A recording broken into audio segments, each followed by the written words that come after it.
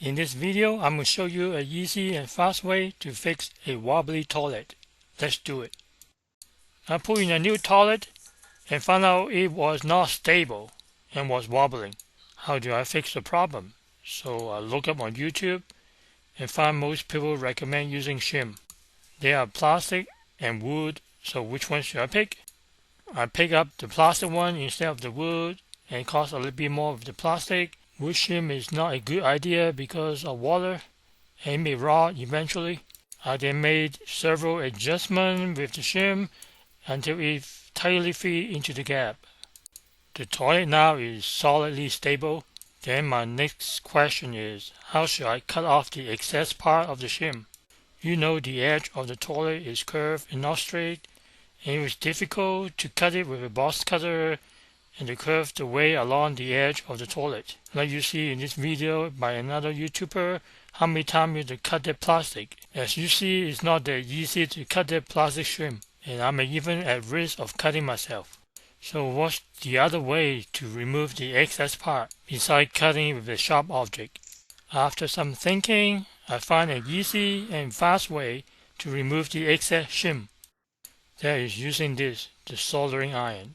It will make a perfect cut along the edges of the toilet without the risk of cutting yourself. It doesn't cost that much. It's around $10 in Amazon, and we'll put a link in my descriptions. Like what I'm doing now is when the gun got heat up, and you just push it and do it slowly and gradually and let the heat melt the plastic. Don't push it down so much or force it in because it may scratch the tile or the toilet. Just let the heat do the job gradually and slowly. If you watch this video and you see how long it takes to remove the plastic, I didn't fast forward it, and I just let you know the exact time it takes to remove those plastic shims.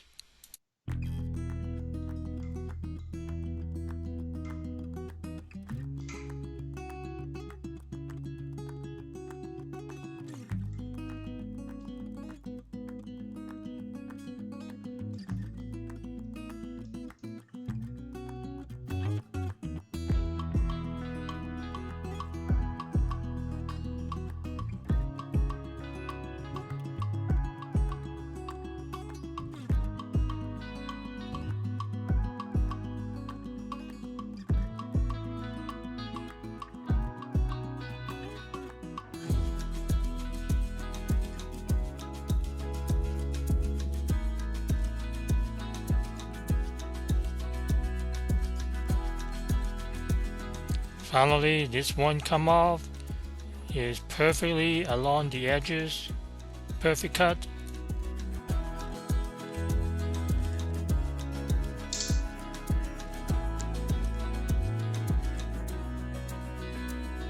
One done, one more to go.